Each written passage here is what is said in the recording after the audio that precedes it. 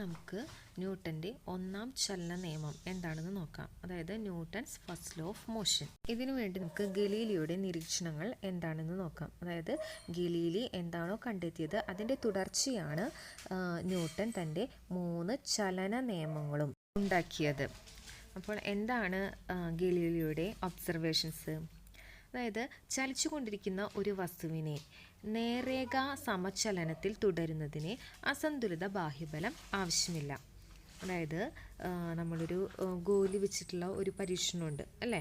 ആ പരീക്ഷണം ചെയ്തു നോക്കുമ്പോൾ അത് രണ്ടാമത്തെ ബി എന്ന സ്ലോപ്പിൻ്റെ ഹൈറ്റ് കുറച്ച് നമ്മുടെ തറയോട് പാരലലായിട്ട് ആ ഒരു ബി എന്ന പ്രതലം വയ്ക്കുമ്പോൾ എന്താണ് ഉണ്ടാകുന്നത്? ഗോലി തുടർച്ചയായിട്ട് ഉരുണ്ടു പോവുകയാണ് ചെയ്യുന്നത് അല്ലേ?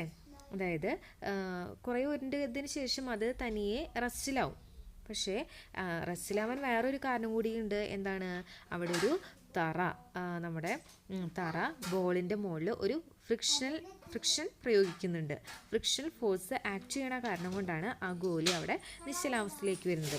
അതായത് അവിടുത്തെ എക്സ്റ്റേണൽ ഫോഴ്സ്, അതായത് ആ ഒരു ഗോലി നിൽക്കാൻ ആവശ്യമായിട്ടുള്ള എക്സ്റ്റേണൽ ഫോഴ്സ് അല്ലെങ്കിൽ ബാഹ്യബലം നൽകുന്നത് തറയാണ്. ഈ ഒരു എക്സ്റ്റേണൽ ഫോഴ്സ് അല്ലെങ്കിൽ ഫ്രിക്ഷണൽ ഫോഴ്സ് അല്ലെങ്കിൽ നമുക്ക് എന്തെന്ന് പറയാം, ഒരു ഘർഷണ ബലം ഇല്ലെങ്കിൽ ആ ഗോലി എന്താണ്? അതിൻ്റെ നേർരേഖ ചലനത്തിൽ തുടർന്നുകൊണ്ടേയിരിക്കും, അനന്തമായി തുടർന്നുകൊണ്ടേയിരിക്കും. ഓക്കെ, അതായത് ഒരു വസ്തുവിനെ അതിൻ്റെ നിശ്ചലാവസ്ഥയ്ക്കോ അല്ലെങ്കിൽ ചലനാവസ്ഥയ്ക്കോ മാറ്റം വരുത്തുന്നതിനെ, അതായത് സ്വയമായിട്ട് മാറ്റം വരുത്തുന്നതിന് ഒരു അസന്തുലിത ബാഹ്യബലം ആവശ്യമാണ്. അതായത് ഒരു ഒബ്ജക്റ്റിനെ അത് റെസ്റ്റിലാണോ ഓർ മോഷനിലാണോ എന്തോ ആയിക്കോട്ടെ, അതിൻ്റെ ആ ഒരു സ്റ്റേറ്റിനെ ചേഞ്ച് വരുത്താൻ വേണ്ടിയിട്ട് നമ്മൾ എന്തെങ്കിലും ഒരു എക്സ്റ്റേണൽ ഫോഴ്സ് കൊടുക്കേണ്ടത് ആവശ്യമാണ് അല്ലേ? ഇപ്പോൾ നമ്മുടെ ആ ഗോലിയുടെ കേസിലായാലും അത് തന്നെയാണ് അല്ലേ? ആ ഒരു ഫ്രിക്ഷണൽ ഫോഴ്സ് വന്ന കാരണം കൊണ്ടാണ്, ആ ഒരു ഘർഷണ ബലം വന്ന കാരണം കൊണ്ടാണ് ആ ഗോലി അങ്ങനെ നിന്നുപോയത്. കുറച്ച് നേരം ഉരുണ്ടതിന് ശേഷം അങ്ങനെ നിന്നുപോയത്. അല്ലെങ്കിൽ അതർവൈസ് ആ ഗോലി അനന്തമായിട്ട് അല്ലെങ്കിൽ ഇൻഫിനിറ്റി ആയിട്ട് അത് ചലിച്ചുകൊണ്ടേയിരിക്കും. ആ ഒരു ഫ്രിക്ഷൻ അവിടെ ഇല്ലെങ്കിൽ, ആ ഒരു തറയുടെ ഫ്രിക്ഷൻ അവിടെ ഇല്ലെങ്കിൽ ആ ഗോലി അനന്തമായിട്ട് ചലിച്ചുകൊണ്ടിരിക്കും. അപ്പോൾ ഇത് തന്നെയാണ് നമ്മൾ എന്തെന്ന് പറയുന്നത്? ന്യൂട്ടൻ്റെ ഒന്നാം ചലന നിയമം അല്ലെങ്കിൽ Newton's first law of motion എന്ന് പറയുന്നത്. A body continues to be in its state of rest or of uniform motion unless acted upon by an unbalanced external force. അതായത് അസന്തുലിതമായ ഒരു ബാഹ്യബലം പ്രയോഗിക്കുന്നതുവരെ ഓരോ വസ്തുവും അതിൻ്റെ നിശ്ചലാവസ്ഥയിലോ നേർരേഖ സമചലനത്തിലോ തുടരുന്നതാണ്. ഇതാണ് ന്യൂട്ടൻ്റെ ഒന്നാം ചലന നിയമം. ന്യൂട്ടൻ്റെ ഒന്നാം ചലന നിയമത്തെ നമ്മൾ ഒരു പേരിലും കൂടി അറിയപ്പെടുന്നുണ്ട്. അതായത് ലോസ് ഓഫ് ഇനേർഷ്യ അല്ലെങ്കിൽ ജഡത്വ നിയമം എന്ന പേരിലും അറിയപ്പെടുന്നു. അപ്പോൾ എന്തുകൊണ്ടായിരിക്കും ലോസ് ഓഫ് ഇനേർഷ്യ അല്ലെങ്കിൽ ജഡത്വ നിയമം എന്ന് പറയുന്നത്? അപ്പോൾ എന്താണ് നമുക്ക് ജഡത്വം എന്ന് നോക്കാം. ഇനി ഇവിടെ ഞാനൊരു വീഡിയോ കാണിക്കാം. അപ്പോൾ ആ വീഡിയോ എല്ലാവരും നന്നായി ശ്രദ്ധിക്കുക. Certain experiences that we have while traveling in a bus can be explained on the basis of the law of inertia. When a passenger is standing in a stationary bus that suddenly moves, the movement pushes the passenger backward. Why does this happen?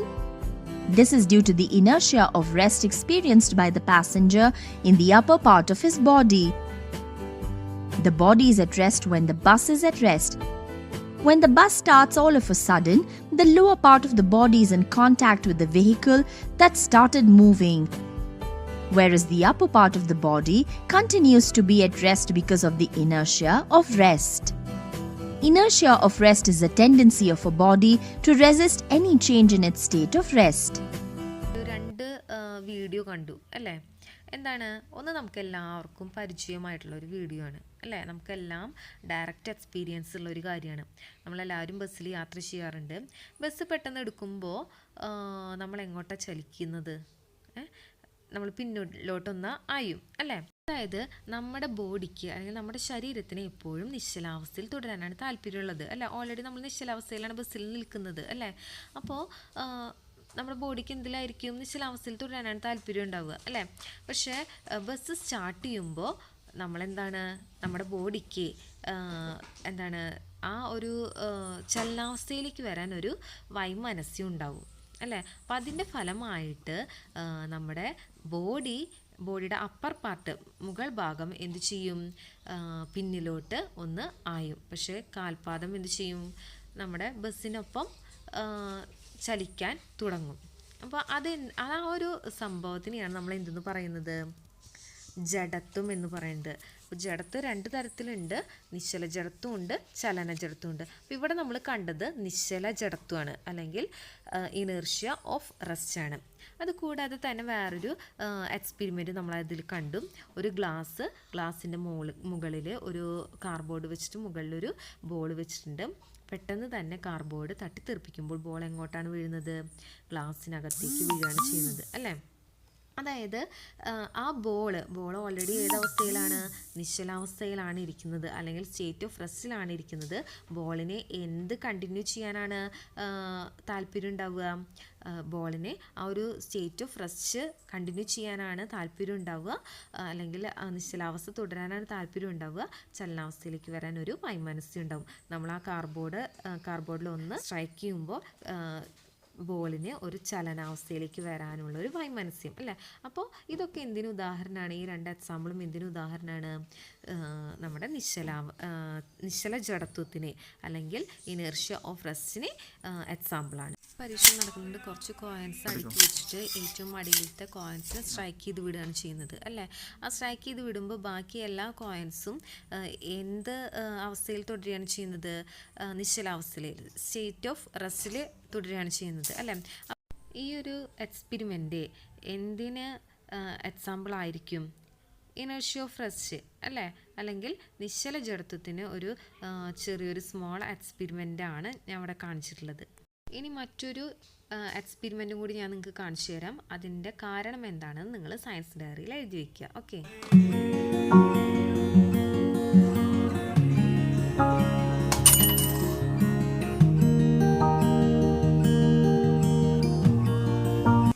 നമുക്ക് മറ്റൊരു video കാണാം. Of sharp brakes, the bus stops all of a sudden and the passengers tend to fall forward. This is due to inertia of motion experienced by the upper part of the body. When the bus is moving, the whole body of the passenger is in a state of motion.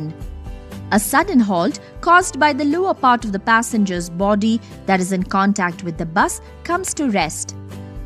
However, the upper portion of the body remains in the state of motion due to the inertia of motion, causing the passenger to fall forward when the bus stops suddenly. അപ്പോൾ ഈ വീഡിയോയിൽ എന്താണ് നമ്മൾ കണ്ടത്, already ഒരു passenger ബസ്സിൽ travel ചെയ്യാണ് അല്ലേ. ആ ട്രാവൽ ചെയ്യുമ്പോൾ ബസ് എന്താണ് മൂവിങ്ങിലാണ്, ബോഡിയും ആ പാസഞ്ചറിൻ്റെ പാസഞ്ചർ ഓൾസോ ഈസ് മൂവിങ് അല്ലേ. പക്ഷേ പെട്ടെന്ന് ഒരു സഡൻ ബ്രേക്ക് ചെയ്താൽ നമ്മൾ അല്ലെങ്കിൽ ആ പാസഞ്ചറെ എങ്ങോട്ടാണ് മൂവ് ചെയ്യുന്നത്, ഫ്രണ്ടിലോട്ട് മൂവ് ചെയ്യും അല്ലേ. കാരണം എന്താണ്, നമ്മുടെ ബോഡി ഓൾറെഡി എന്തിലാണ്, മോഷനിലാണ് അല്ലേ. അപ്പം ബസ് പെട്ടെന്ന് ബ്രേക്ക് ചെയ്യുമ്പം നമ്മുടെ ബോഡിക്ക് റെസ്റ്റിലാവാൻ ഒരു വൈമനസ്യം, ഒരു വിമുഖത ഉണ്ടാവുകയാണ് ചെയ്യുന്നത്. അപ്പോൾ ഇതിനെയാണ്, ഈ ഒരു പ്രത്യേകം കണ്ടീഷനാണ് നമ്മൾ എന്തെന്ന് പറയുന്നത്, ഇനേർഷ്യ ഓഫ് മോഷൻ എന്ന് പറയുന്നത്. അതേപോലെ തന്നെ ഫാൻ, നമ്മൾ വേറൊരു എക്സാമ്പിൾ പറയുകയാണെന്ന് വെച്ചെങ്കിൽ നമ്മുടെ ഫാന് ഓഫ് ചെയ്തിട്ടുണ്ടെങ്കിൽ, ഓൺ ചെയ്തിരിക്കുന്ന ഒരു ഫാന് നന്നായി കറങ്ങിക്കൊണ്ടിരിക്കുന്നത്, അത് പെട്ടെന്ന് ഓഫ് ചെയ്തു, അത് പെട്ടെന്ന് നിൽക്കുമോ, ഇല്ല.